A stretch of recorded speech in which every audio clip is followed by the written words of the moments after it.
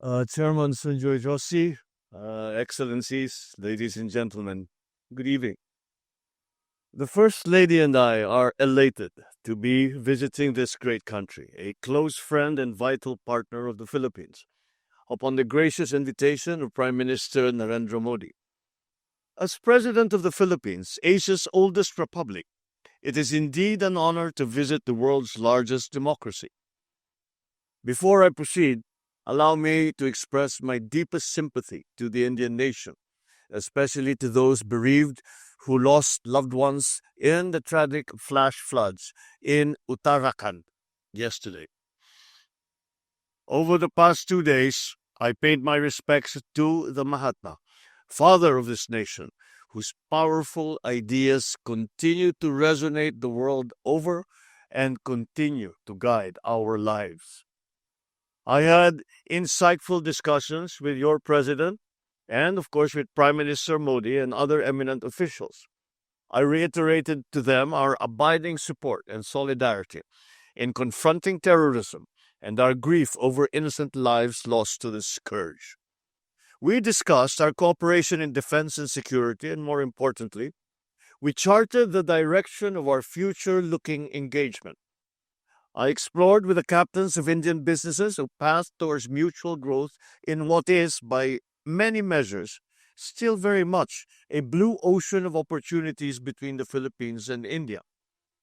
Through the Indian media, I engaged in conversation with the broader public on their perceptions and queries on the rising prominence and relevance of our ties. From tomorrow, our sojourn takes us to India's Garden City and the Silicon Valley of Bengaluru to further our economic agenda. This opportunity to share further reflections is the most fitting way to conclude the Delhi leg of this visit. On the centuries-old and enduring friendship of the Philippines and the Indian peoples, the state of our Indo-Pacific region, and its complex challenges and uncertainties against which we must, as nations and as partners, propel forward. I therefore wholeheartedly thank Chair Joshi and ORF for hosting us for this gathering this evening. Friends, this state visit is occasioned by our commemoration of 75 years of diplomatic relations. Yet, the ties that bind our two nations extend much further back in time. Our histories are intertwined.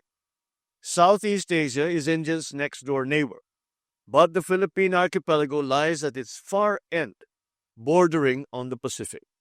And yet, our civilizations bridge this chasm. Despite this distance, the Philippines archipelago was touched by the Indosphere. More than artifacts, this influence was of the intangible kind, ideas that seeped into our worldview. A Maranao version of the Ramayana called the Maharaja Lawana and Sanskrit-derived words that to this day roll off Filipino tongues. The British occupation of Manila lasted all but 18 months, but that expedition's Madras infantrymen stayed behind. They are progenitors of a vibrant circle of Filipino-Indian families in Metro Manila's eastern reaches. And speaking of linguistic influences, my father always used to sum up the history or describe the history of the Filipino people in one word, tadhana, Filipino, for history or destiny. Auspiciously, it is believed to be related, if not rooted, in the Sanskrit sandhana, a term that denotes both journey and unity. Both sandhana and tadhana, a shared journey and destiny, capture the story of the friendship between our two countries. We see this in our similar experiences as peoples that went through colonial subjugation and through tenacious struggles won independence. It was there when Philippines and India, at the very infancy of our statehoods, became two of only three Asian nations in San Francisco that labored to establish the United Nations. This journey and vision imbued the pivotal conferences in New Delhi in 1947 and Baguio in 1950 to forge our Pan-Asian solidarity. And 5 years later, we converged in Bandung. to define the rallying cry of the global South. The Cold War would see our strategic outlooks diverge as we acted on our respective realities and security environments. The Philippines found security in alliances, while India chose the path of non alignment. In that extended period, we embarked on our parallel and respective paths towards attaining our national aspirations and cultivating our international standing. Today, in a far different and indisputably multimodal world, our respective journeys converge once again. We remain bastions of democracy, but this time we are also amongst the most ascendant economies. The Philippines is on the cusp of upper middle income status, attainable as early as next year. India, of course, can be proud of your spectacular rise under the leadership of Prime Minister Modi and the intellectual gravitas, innate talent, and industry of Indian people, rising to become the world's fourth largest economy and the country wielding enormous global influence. As an emerging middle power, the Philippines is likewise determined to be a force for good. What has this meant for our ties? A reconvergence, one of such proportions that the Philippines and India are interacting, collaborating at levels and scopes not seen before. Since 2023, our trade has breached and consistently exceeded the $3 billion mark. Our functional and development cooperation has turned multifaceted, spanning health, tourism, agriculture, financial technology, science and technology, education, maritime security, even space. We now reinforce each other's strengths very concretely by our defense cooperation, of which the BrahMos project is by far the largest. But this intensification is not confined to supporting bilateral aspirations. Our mutually supportive approaches also find expression in cooperation on shared geopolitical and geoeconomic challenges. It is the same reconvergence and alignment of interest that led Prime Minister Modi and me to Hyderabad House yesterday to inaugurate the Philippines-India Strategic Partnership. There may be an impression in some circles that strategic partnerships have become common currency in international diplomacy and national toolkits. Not so for the Philippines. We approach the forging of such relationships with great deliberation, less of caution, but more of adherence to a very high standard. The standards that uphold mutual and strategic trust, a common cause, a clear alignment of interests, and indeed a track record of being responsible players in the international arena and the global commons. Well, India has emerged as one of the countries with the Philippines, which the Philippines finds these sterling qualities. Our strategic partnership with India is only our fifth such partnership. After Japan, Vietnam, Australia, and the Republic of Korea, sea lines of communications crisscross the Indian Ocean.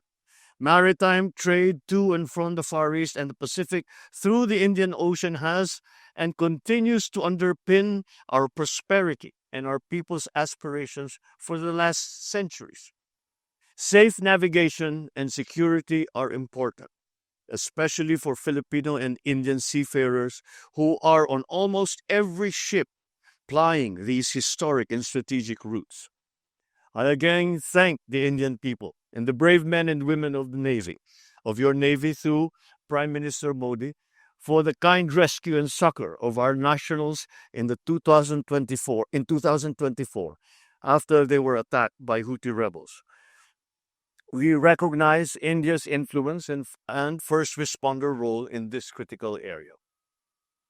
We welcome our new strategic partner, India, then a crown jewel from an empire, and now the key to unlock a free and open Indo-Pacific. As two of Asia's biggest democracies with a deep historical linkage, the Philippines and India should transform our natural friendship into a robust and modern partnership. This is but the natural progression of things. Just yesterday, a flotilla of 3 ships from India's Eastern Naval Command including the guided missile destroyer INS Delhi, accompanied by tankers INS Shakti and corvette INS Kiltang, joined two frigates from the Philippines, BRP Miguel Malvar and BRP Jose Rizal, and completed their first ever maritime cooperative activities in the South China Sea and in the West Philippine Sea. It attests to our shared determination to work for the greater good in a way that protects our trade and our prosperity, our freedoms, and the heritage for future generations.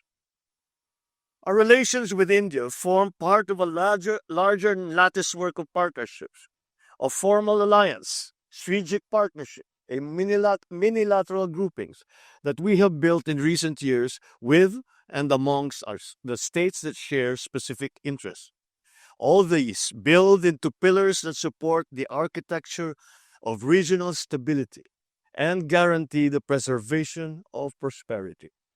They reflect the value that we put in investing in diplomacy, even as we steadily ramp up and modernize our defense capabilities, undergirded by our comprehensive archipelagic defense concept to project our forces into areas where we must, by constitutional duty and legal right, and we must protect our interests and preserve our patrimony. These we all pursue, even as we remain true to our commitment to ASEAN, to its centrality, its convening power, and proven positive impact in shaping regional peace and prosperity for close to 6 decades now. India takes a similar, albeit uniquely and necessarily Indian approach, with its pragmatism and pursuit of optimization of relationships via multi-aligned, multi-vector policies in its foreign relations.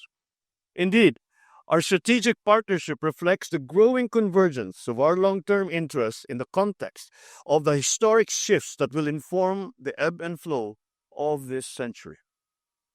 In this 10th year of India's impactful Act East policy, that grew out of the Look East policy, the Philippines has also turned its gaze towards India, and our visions is met. Friends, at the United Nations in 2022, I defined the transcendent challenges facing the global community: widening geopolitical polarities that threaten our hard-won peace, unresolved inequities and inequalities, powerful technologies with the power to transform, but also with the danger of destabilizing our political and social order, and the existential threat of climate change. Despite resounding calls, global unity to address these challenges have, unfortunately, become even more elusive. In the 3 years since then, geopolitical developments have exerted only greater pressure upon the very structures and norms designed to prevent and to resolve conflicts, facilitate trade-driven growth and economic integration, or urge forward collective global action. We see all these in our very own shared neighborhood of the Indo-Pacific, the locus of our hopes, growth, and very existence. In Singapore last year, I described the realities impinging upon the region's present and future. A multipolar world being shaped by the experiences, aspirations, and agency of nations, and challenged by attempts to undermine prevailing international norms. Within this multipolar world, the impact of continuing strategic competition amongst the great powers, which permeates the evolving regional landscape and creates dilemmas that weigh on the strategic choices of regional states. The abiding relevance of ASEAN in holding the center amidst this fluidity, even as ASEAN's centrality and cohesion are under siege. The role of bridge builder nations in forging decisive multilateral actions and solutions, even as geopolitics seeps into the infrastructure of global governance. The vital importance of securing and keeping global commons free, open, and accessible for the rightful benefit of everyone. The urgent need for action on climate change, whose impact and worsening threat are very much felt by our region. And finally, the world and our region must be able to seize maximum gains from the transformative power of advanced technologies while paying due attention to their disruptive potential. Ladies and gentlemen, the responses to these realities are equally manifold. Of the many potent prescriptions, the Philippines has long stressed shoring up the rules based order to be crucial, and this for four reasons. First, it is the best guarantee for the sovereign equality of all states, regardless of size. Secondly, the predictability and stability that it engenders provides an enabling environment for all states to pursue their respective aspirations. Third, it provides a credible legal regime that guarantees just and equitable access by all states to the global commons and to all frontiers that could lead to sustainable development. Fourth, it enables states to galvanize effective international action to confront challenges that any single nation could not successfully manage on its own. Yet some of our fellow defenders of the international system that we built together in 1945 have since shifted their priorities, turning more inward and prioritizing urgent national concerns, at times at the expense of the principles we used to champion collectively. Meanwhile, other powers are seeking to take advantage of this shift. Unfortunately, such narratives at times dominate, obscuring the international community's judgment. For instance, the complex issue of competing claims in the South China Sea has for years been unfortunately and simplistically reduced to the South China Sea disputes, as if claims were all equal. They are not. The assertions of literal states to have to pass the test of conformity with international law, particularly the UNCLOS and definitive binding interpretations such as the 2016 arbitral award. Such misinformation or inaccurate narratives distract us from calling out illegal and unlawful actions for what they are: violations of international law. Indeed, there are those who sometimes justify such provocations under the pretext of geopolitics. Just as disconcertingly, there are those who seek to discredit international legal procedures and dismiss binding rulings to cloak opaque claims with a semblance of legitimacy. It has thus become the responsibility for all stakeholders, including the Philippines and India, to play a more active role in upholding, in defending, and in preserving our rules-based order. The Indian vision for multipolarity, which resonates with the Philippines, that emphasis on strategic agency, is no longer just an aspiration, it is an exigency.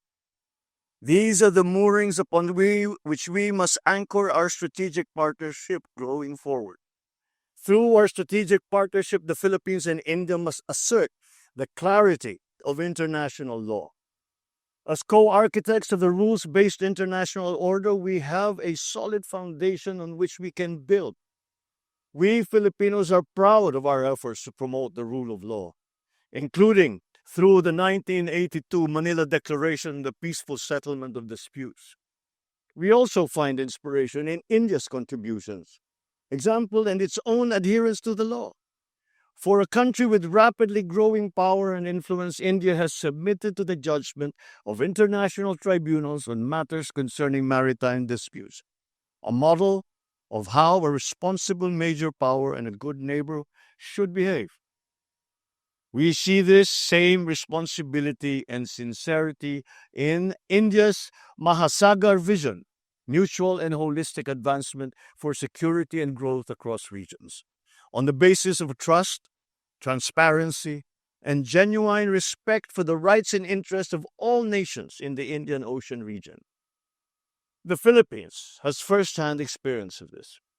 When our distressed seafarers sailing through the dangerous waters of the Red Sea found safety and humanity in the rescue and aid of the U.S. Navy, Indian Navy.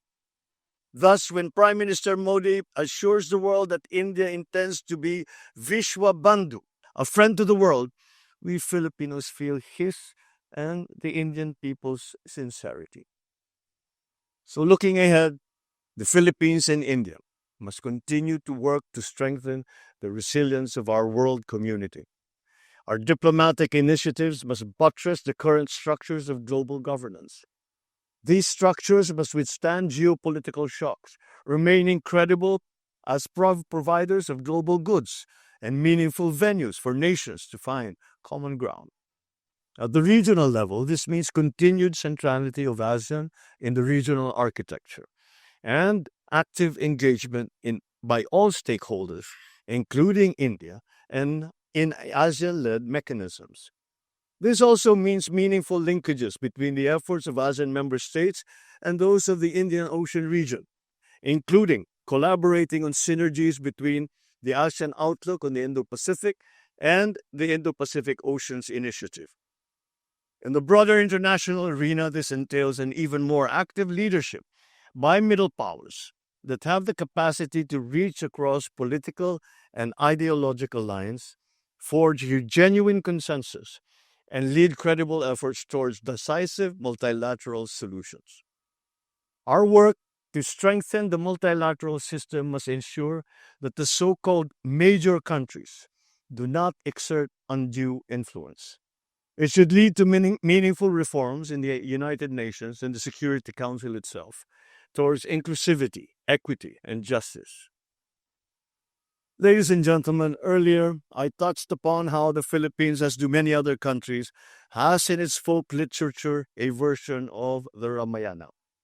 This attests to the universal and lasting relevance of this revered and ancient epic from these lands, that it transcends time, distance, and culture.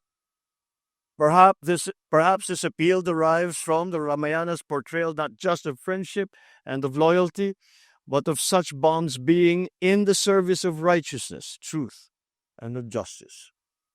Our Indo-Pacific home is now the world's fastest growing economic hub and the foremost driver of global growth. But the promise it holds for all of us collectively and our respective nations will not be given, but it must be secured.